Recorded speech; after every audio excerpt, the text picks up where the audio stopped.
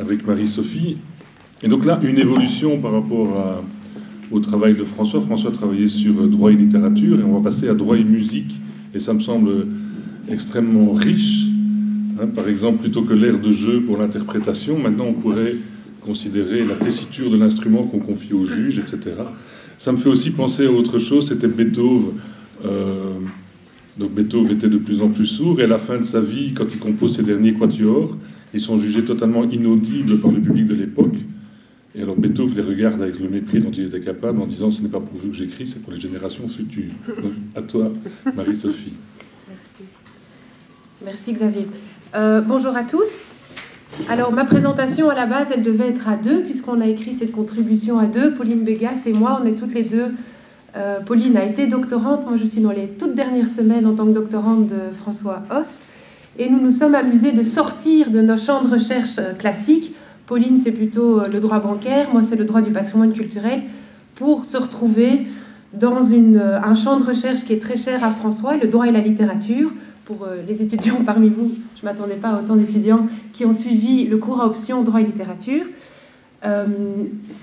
Donc on est un petit peu sorti des terrains qu'on connaît, mais en fait c'est assez amusant, comme par la présentation que je vais vous faire, on retrouve un thème qui revient pour la troisième fois aujourd'hui, qui est celui du tiers. Donc je vais, comme troisième intervenante, parler du tiers aussi. Alors je vais le faire de manière beaucoup plus lyrique. Je vais vous emmener dans un opéra et dans un mythe antique. Je vais par ailleurs rappeler certaines notions qui ont été bien plus explicitement et de manière bien plus approfondie présentées par Diane et par Antoine. Donc que ce soit un petit rappel pour certains, mais donc voilà, il y aura certains passages que vous venez d'entendre, mais qui seront mis en musique différemment. Alors, dans le choix qu'on a fait de l'opéra d'Electre, ce qui était intéressant, c'était qu'il permettait de réfléchir sur le rôle sociétal du droit et le rôle de la justice. Pour ça, nous sommes partis des travaux de François Host, qui a donc écrit un ouvrage « Raconter la loi » qui explore le droit et la littérature, comme je vous le disais, et on a repris le mythe grec antique d'Electre, qui est d'ailleurs aussi commenté dans l'ouvrage de François Host. Et dans un deuxième temps, on a été plus loin. On s'est dit, on dépasse la littérature et on s'intéresse à la musique. Et on va aller voir l'opéra d'Electre, qui est un opéra de Richard Strauss de 1909, et qui offre une lecture dystopique du mythe, où la fin est bien plus dramatique que la fin du mythe grec, puisque l'héroïne Electre meurt, et elle meurt dans une espèce de danse macabre, qui poserait la question, le droit a-t-il une fin? Et c'est une des questions que pose François dans son ouvrage.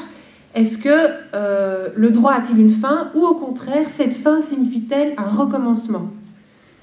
D'où la question que nous nous sommes posée, le droit vient-il avant tout? Serait-il une précondition à la constitution de l'être humain, ou une précondition à l'humanité au sens, à la société? Et donc c'est avec cette question un peu abyssale que nous nous sommes intéressés à ces deux œuvres que je voudrais vous rappeler avant de plonger dans l'analyse plus juridique. Alors pour ceux parmi vous qui ne connaissent pas le mythe antique grec, c'est un mythe assez sanguinaire, puisqu'il s'agit d'un cycle de vengeance et de violence assez horrible. Il commence avec Iphigénie, qui est la fille d'Agamemnon, qui est sacrifiée par son père pour que les vents lui soient favorables pour qu'il parte à la guerre de Troie. Agamemnon part à Troie, il gagne, il rentre 20 ans plus tard, et là, pendant qu'il se prélasse dans son bain, sa femme Clytemnestre, qui l'a attendu pendant 20 ans, mais en même temps elle a pris un amant, le tue, pour venger le crime de sa fille. Ensuite, après le meurtre du père, intervient dans un deuxième travail d'Échille, le meurtre de la mère et de son amant. Et là, c'est Oreste, le fils d'Agamemnon et de Clytemnestre, qui venge le meurtre de son père en tuant sa mère et son amant. Et il le fait sous l'injonction de sa sœur, Électre. Et puis après ce meurtre, le sacrifice de la fille, le meurtre du père, le meurtre de la mère et de l'amant, qu'arriverait-il au frère? Serait-il lui aussi vengé? Et là, on voit dans la pièce d'Échille qu'Oreste est acquitté par un aéropage qui est instauré par la déesse Athéna. Et donc en fait, ce qui est intéressant, c'est qu'Eschyle propose de sortir du cercle infernal de la vengeance, où finalement le sang appelle le sang, c'est la loi du talion, œil pour œil, dent pour dent, et qu'il met en place une institution du tiers, précisément, un tribunal, qui se penche sur le cas d'Oreste par une judiciarisation du cas, avec des arguments pour, des arguments contre. Les membres de l'aéropage jugent Oreste coupable pour moitié et innocent pour autre moitié, mais finalement Athéna, qui a une voix prépondérante, décide de l'acquitter. Et dans tout ce mythe, on voit aussi l'apparition des Érénies, qui sont des sortes de déesses de vengeance, qui propagent une certaine haine et un désir de réparer le crime commis, et qui vont, à l'occasion de l'acquittement d'Oreste, se muer en Euménide, bien plus bienveillante. Alors ça, c'est un petit rappel très bref. Donc il y a évidemment beaucoup de versions, c'est un thème qui a été fort investi à travers les siècles. Je vous ai vite présenté l'Orestie d'Eschyle, qui est écrite en 3 pièces. La première, la pièce d'Agamemnon avec Iphigénie, le meurtre d'Agamemnon. La deuxième, les Coéphores, qui se concentrent sur le crime de Clytemnestre. Et la troisième, qui, elle, se concentre sur l'acquittement d'Orestie. Et donc qui va évidemment se concentrer sur cette idée d'instaurer un tribunal et une justice du tiers. 50 ans plus tard, Sophocle, qui est un autre auteur de tragédie grecque, va lui se concentrer sur une pièce et il va mettre toute son énergie sur le personnage d'Électre, qui va être complètement enfermé dans cette mécanique du talion et de la vengeance, et qui, elle, va être vraiment la cheville ouvrière qui va pousser son frère à venger le crime du père et à l'appeler au double meurtre de sa mère et de son amant. Le contexte historique est d'ailleurs un petit peu différent pour les 2 pièces qui ont été écrites. Au moment où Eschyle écrit l'Orestie, il est dans un contexte où il appelle à une modération du politique, où d'une part il ne voudrait pas une anarchie au niveau de la cité d'Athènes, et en même temps il voudrait tempérer des visions aristocratiques en évitant le despotisme. 50 ans plus tard, Athènes a été battue dans la guerre du Péloponnèse par Sparte, et donc elle a beaucoup plus le danger de virer dans un régime oligarchique et despotique. Et c'est peut-être pour ça que Sophocle écrit aussi une pièce qui met beaucoup plus en avant les dangers de l'absence d'une justice du tiers, de l'absence d'un aéropage, mais en même temps, Sophocle n'investit pas cette possibilité, il ne va pas voir ce qui se passe par rapport à Oreste, et donc il laisse une possibilité ouverte que finalement, quand même, on pourrait passer à une institution d'un aéropage et d'une justice du tiers. Et donc les thèmes qu'on a pu retrouver, que François met évidemment en avant dans son ouvrage « Se raconter la loi », est celui de la justice. Quelle justice est-ce qu'on vise? Est-ce que la vengeance qui est mise en avant dans ce mythe est une forme de justice primitive, une justice divine aussi, ou au contraire, est-ce qu'on perd toute forme de justice? Et alors on rentre plus dans des idées d'une justice moderne, avec cette institution d'un procès comme vous l'étudiez tous pour l'instant.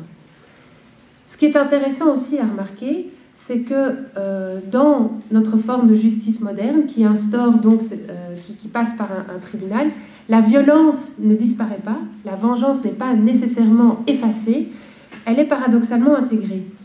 Et elle se retrouve par exemple dans tout ce qui est les sanctions punitives par le droit pénal, qui permettent d'organiser d'une certaine manière, et donc qui retrouvent ce qu'on avait entendu, ce lien entre justice et contrainte, et entre force et, j'ai oublié l'autre passage, qui est aussi un des thèmes qui sont souvent revenus dans les travaux de François. Et donc on voit là que il y a une forme de richesse à penser que la vengeance n'est pas pour autant noir ou blanc effacée, mais qu'elle est intégrée et organisée par l'instauration de cet aéropage. Alors, après le mythe grec, il y a eu beaucoup de versions pendant le Moyen-Âge, etc. Nous avons choisi, Pauline et moi, de nous concentrer sur l'opéra, qui est une tragédie d'Hofmannsthal mise en musique par Strauss. Alors, ce qui est intéressant, c'est que celui qui écrit l'opéra, Hofmannsthal, est en fait un poète très reconnu de son temps en Allemagne, et il est lui-même un petit peu dans une phase où il se trouve un peu enfermé justement dans cette littérature qu'il écrit, et il se dit qu'il serait intéressant de se tourner vers la musique, qui pourrait compléter, voire même dépasser le verbe. Et là, j'en viens un petit peu en écho à ce qu'on a entendu sur les lois sur le langage, où justement, peut-être que le passage par la musique enrichit d'une certaine manière la communication que le verbe ne pourrait pas toujours exprimer. Et donc, il rentre en relation avec Strauss, il y a plusieurs échanges par lettres, et il écrit son Électre en 1903, Strauss la met en musique en 1906, et elle est représentée en 1909. Ce sera une relation très fructueuse, même si elle est tendue, dans la mesure où von Hofmannsthal est issu d'un milieu plus aristocratique et il voudrait viser un public raffiné qui comprendrait toutes les nuances de son écrit, alors que Strauss est plutôt d'un milieu bourgeois et qu'il vise un public le plus large possible et qu'il voudrait qu'il y ait un accès le plus connu. Donc voilà, là je vous mets une image de l'opéra d'Electre qui est encore souvent représenté. C'est un opéra, si c'est un style que vous aimez, que je vous conseille, qui est assez prenant, notamment dans sa réalisation musicale, je vais vous en parler dans un instant, qui est un opéra assez court, il dure 1h30 je pense, et qui a fort marqué les esprits à son époque. Et donc cet opéra, cette œuvre littéraire, nous avons appelé ça une mise en musique d'un récit racontant la loi. Hofmannsthal s'est inspiré de la version de Sophocle. Donc il a surtout concentré tout sur Électre. Il a voulu écrire une tragédie féminine qui se déploie vraiment dans une tension, on la sent étouffante. Électre est complètement enfermée, et on revient aussi avec toute la dimension psychologique de l'être humain. Elle est enfermée dans ce désir de vengeance et dans ce besoin de faire honneur, enfin de réparer le meurtre de son père. Et elle incite finalement Oreste à tuer sa mère et son amant. Et là où von Hofmannsthal va plus loin que le mythe de Sophocle, il va lui-même orchestrer l'enfermement et la déviance totale d'Électre au point où elle sombre dans la folie et elle titube vers sa propre mort, qui est la scène finale, et elle finit par mourir dans une danse macabre. C'est pas très réjouissant. Et la musique que du coup Strauss va utiliser pour rendre cette écriture encore plus puissante, va être aussi assez puissante. Donc il va utiliser énormément d'instruments de percussion, des instruments à cordes. Ce sera un orchestre assez impressionnant. Et par ailleurs, j'y reviendrai, il n'y aura quasi pas de chœur. Donc on se retrouve vraiment dans une mise en musique très forte au niveau de l'orchestre, mais très peu de chants en chœur. Ce sera plutôt des chants seuls, par Électre, sa sœur, sa mère, son frère, etc. Donc ils vont vouloir mettre d'une part en avant le drame de l'anticité. Donc l'anticité, c'est cette idée que la ville dans laquelle se trouve Électre, complètement prise par ce désir de vengeance, est en antipode totale avec la cité démocratique qui est prévue par exemple à Athènes. Et ici, l'anticité, elle est complètement enfermée dans le deuil. Le deuil remplace le politique. C'est une cité qui n'oublie rien, qui est enfermée dans les lois divines immémorielles. Et donc, il n'y a pas de possibilité de s'en sortir. Et donc ça, c'est au niveau de la cité. Et puis, elle se retrouve évidemment dans la personne d'Électre, qui est enfermée dans ce drame hystérique d'elle-même, de névrose. C'est vraiment... on voit dans les chants qu'elle fait qu'elle frôle toujours cette névrose et cette hystérie. Et donc Strauss compose une musique dissonante qui va accentuer cet enfermement et cette déviance, et il va aussi mettre en avant ce refus de communauté. Donc Électre, comme je le disais, est enfermée en elle-même, elle refuse de faire communauté, elle refuse de s'ouvrir à l'autre, et ça va se voir au niveau de l'opéra par l'absence de chœur. Alors Strauss aurait dit d'ailleurs à la fin de l'opéra que la prochaine pièce qu'il composera sera quand même une harmonie de Mozart, tant il avait lui-même été loin dans cet exercice de dissonance et dans cet exercice de mise en musique, pas toujours évident. Alors ça c'est une caricature que j'ai trouvée pour l'époque, pour un peu se moquer de cette pièce musicale qui n'a pas nécessairement plu forcément, puisqu'elle sortait des logiques un peu d'harmonie des opéras de l'époque, pour venir déranger en fait le public par ce côté très dissonant et ce côté très fort de la pièce. Alors j'en viens dans un troisième et dernier temps au droit. cette littérature tragédique, cette mise en musique dissonante, qu'en est-il au niveau du droit? Alors il nous semble que dans cette pièce d'Electre, c'est le refus de l'altérité qui nous frappe le plus. Electre est incapable de s'ouvrir à l'autre. Elle est incapable aussi de faire communauté. Et on voit bien dans cette pièce qu'elle est entièrement vouée à elle-même. Elle ne voit que son propre désir de vengeance. Elle entre dans des conflits avec sa sœur qui, au contraire d'Electre, incarne tout plutôt le désir de pondération, de proportion, de sagesse. Elle est beaucoup plus maternelle aussi que sa sœur. Il y a aussi toute une dimension au niveau de la sexualité entre les deux que j'approfondis, qui est dans notre contribution, mais que j'approfondis pas ici. Et donc finalement, vu qu'elle est tellement enfermée et vouée à elle-même, elle est vouée à sa propre mort. Il n'y a presque pas d'autre issue que de finir par mourir. Et cela appelle plusieurs réflexions qu'on a retrouvées dans un deuxième ouvrage de François qui est « À quoi sert le droit ?», où il s'intéresse aussi à cette finalité anthropologique du droit. Et il cite notamment Pierre Legendre, qui rappelle cette importance justement de ne pas s'enfermer en soi. Et il dit, je cite, « Ce qui est normatif chez l'homme tient au principe de cette séparation du sujet avec soi, à la nécessité de faire jouer l'écart subjectif de la représentation, autrement dit, d'interdire la confusion narcissique. » Et on retrouve ici tout ce qui a déjà été dit auparavant, cette impasse du je, le je enfermé en lui qui, s'il n'arrive pas à rentrer en relation réflexive avec un tu, s'il n'y a qu'un entrechoquement, un duel entre plusieurs je ou des tu, il ne pourra pas arriver vers la constitution d'un il, qui est beaucoup plus dynamique et beaucoup plus enrichissant, évidemment, que de rester enfermé dans un je qui est finalement mortifère.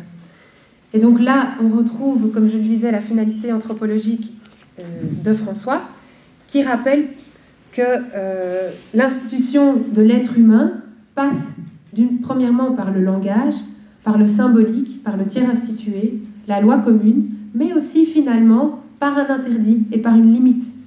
Et la limite est effectivement dans cette mécanique du talion et cette vengeance sans fin. Tout cela ne va pas enfermer l'homme, mais au contraire va lui assurer une identité et une autonomie, aussi un thème qu'on a vu revenir, celui de la liberté et de l'autonomie, et va le préserver de la folie et de la violence. Je pense que l'opéra d'Electre illustre à merveille ce côté très salvateur de rester dans une institution du tiers et d'éviter l'enfermement sur soi. François va aussi se référer à Paul Ricoeur, qui va lui aussi mettre l'importance sur la constitution symbolique du lien social. On retrouve le lien social mis en avant par Diane. Toute l'importance de cette triangulation du je, tu, il pour arriver à ce lien social. Ricoeur dira soi-même comme un autre et pas l'autre comme moi. Et donc cette idée de se dépasser vers une institution du il, de sortir de cette relation fusionnelle et mortifère. Alors là où pour nous, l'opéra nous apprend quelque chose en plus qu'on a voulu partager dans notre article, c'est que pour François, le premier lieu de dépassement du jeu est par le langage. Alors qu'on a remarqué que pour Hofmannsthal, justement, le langage peut être étouffant. Lui voit que dans cet opéra et dans son propre parcours, le dépassement du deuil d'Electre ne passe pas par le verbe et par le langage, mais il va par la musique et par la danse. Et d'ailleurs, en conclusion, on voit que la dernière phrase d'Electre, au moment où elle titube vers la mort, et ça illustre assez bien l'idée, c'est qu'aux êtres heureux comme nous, il convient uniquement de se taire, donc absence de langage, et de danser, et donc de dépasser le langage. Alors cette idée de rupture du langage, elle pourrait signifier deux choses, soit une scission du monde, et vers l'aspect mortifère qu'on disait, soit au contraire, et alors on revient avec cette question du début, un recommencement, ou comme on le dirait en musique, un point d'orgue. Merci de votre attention.